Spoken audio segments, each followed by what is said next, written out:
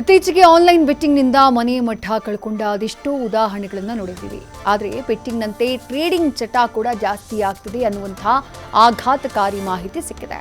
ಹಾಗಿದ್ರೆ ಯಾರಲ್ಲಿ trading addiction ಜಾಸ್ತಿ ಆಗ್ತಿದೆ, ಇದು ಎಷ್ಟರ ಮಟ್ಟಿಗೆ ಡೇಂಜರಸ್ ಅನ್ನುವುದನ್ನು ತಜ್ಞರೇ ವಿವರಿಸಿದ್ದಾರೆ. ನೋಡೋಣ.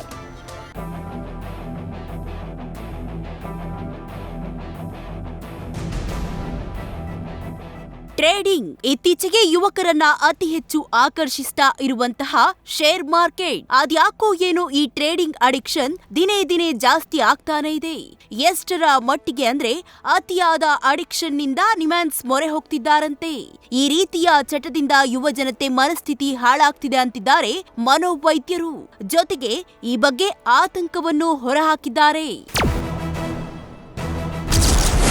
ಯುವಕರಲ್ಲಿ ಹೆಚ್ಚಾಯ್ತು ಟ್ರೇಡಿಂಗ್ ಅಡಿಕ್ಷನ್. ಏನಿದು? ಕಮ್ಮಿ ಸಮಯ ಯುವಕರಲ್ಲಿ ಜಾಸ್ತಿ ದುಡ್ಡು ಮಾಡೋ ಆಸೆ.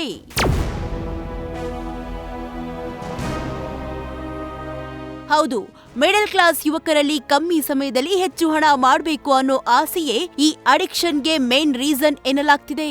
ಹೀಗಾಗಿನೇ ರಿಸ್ಕ್ ಪರಿಗಣಿಸದೆ ಯುವಜನತೆ ಹೂಡಿಕೆ ಮಾಡ್ತಾರೆ.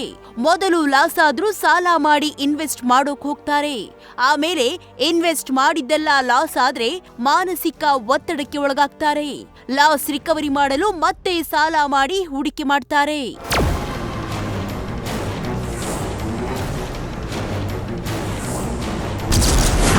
ದಿನಪೂರ್ತಿ ಮಾರುಕಟ್ಟೆ ಬಗ್ಗೆ ಮಾತ್ರ ಯೋಚನೆ ಮಾಡೋದು, ನಷ್ಟವಾದರೂ ಮತ್ತೆ ಮತ್ತೆ ಟ್ರೇಡ್ ಮಾಡಲು ಪ್ರಯತ್ನಿಸುವುದು, ಇನ್ನೊಂದು ಟ್ರೇಡ್ ಮಾಡಿದ್ರೆ ಲಾಸ್ ವಾಪಸ್ ಬರುತ್ತೆ ಅನ್ನೋ ಭಾವನೆ ಉಂಟಾಗುವುದು, ಹಣ ಕಳೆದುಕೊಂಡ್ರೂ ನಿಲ್ಲದ ಇನ್ವೆಸ್ಟ್ಮೆಂಟ್ ಹುಚ್ಚು, ಸಾಲ ತೆಗೆದುಕೊಂಡು ಟ್ರೇಡಿಂಗ್ ಮಾಡೋ ಅಭ್ಯಾಸ ಮಾಡಿಕೊಳ್ಳುವುದು, ಕುಟುಂಬ ಸ್ನೇಹಿತರು ಕೆಲಸಕ್ಕಿಂತ ಟ್ರೇಡಿಂಗಿಗೆ ಹೆಚ್ಚು ಪ್ರಾಮುಖ್ಯತೆ ನೀಡುವುದು, ಟ್ರೇಡಿಂಗ್ ಮಾಡದಿದ್ರೆ ಕೋಪ, ಒತ್ತಡ, ಅಸಹನೆ ಹೆಚ್ಚಾಗುವುದು, ನಿದ್ರೆ ಕಡಿಮೆ ಮಾಡಿ ಲೇಟ್ ನೈಟ್ ಚಾರ್ಟ್ಸ್ ನೋಡುವುದು, ಸುಳ್ಳು ಹೇಳೋದು, ಆ ಮೂಲಕ ನಷ್ಟವನ್ನ ಮರೆಮಾಚೋದು, ಮನಸ್ಸಿನಲ್ಲಿ ಸದಾ ಈ ಬಗ್ಗೆಯೇ guilt ಕಾಡುವುದಕ್ಕೆ ಶುರುವಾಗುವುದು.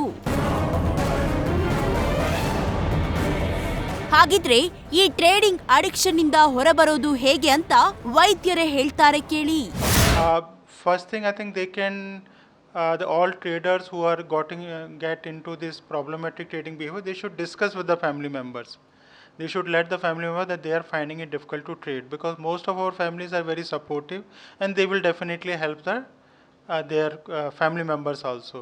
So with this communication, if they still find that they are finding it difficult to control, then they should seek consultation with Shut Clinic or any other mental health professional who can help them out, because sometimes the problem is in the trading also, or sometimes they may have other psychological issues and they are using trading as a way to manage those psychological issues. ಅದೇನೇ ಹೇಳಿ, ಕಡಿಮೆ ಸಮಯದಲ್ಲಿ ಅತಿ ಹೆಚ್ಚು ಹಣ ಮಾಡಬಹುದು ಅನ್ನೋ ಗೀಳಿಗೆ ಬಿದ್ದು ಯುವಜನತೆ ಹೀಗೆ ಬದುಕಿನ ಹಳಿ ತಪ್ಪಿ ಆಸ್ಪತ್ರೆ ಸೇರ್ತಾ ಇರೋದು ಆಘಾತಕಾರಿ. ಅದಕ್ಕೆ ಹೇಳೋದು, ಅತಿಯಾದ್ರೆ ಅಮೃತಾನು ವಿಷ ಅಂತ. ಹೀಗಾಗಿ ಯಾವುದೇ ಆಗ್ಲಿ ಲಿಮಿಟ್ ನಲ್ಲಿ ಇರೋದು ಒಳ್ಳೇದು. ಈ ರೀತಿ ಅಡಿಕ್ಷನ್ ಮಾಡ್ಕೊಂಡ್ರೆ ಅದು ಜೀವನದ ಮೇಲೆ ಪರಿಣಾಮ ಬೀರುತ್ತೆ. So be careful. Chandana Shetty, news first, Bengaluru. News first ನಿರ್ಭೀತಿಯಿಂದ ನಿಮ್ಮ ಪರವಾಗಿ.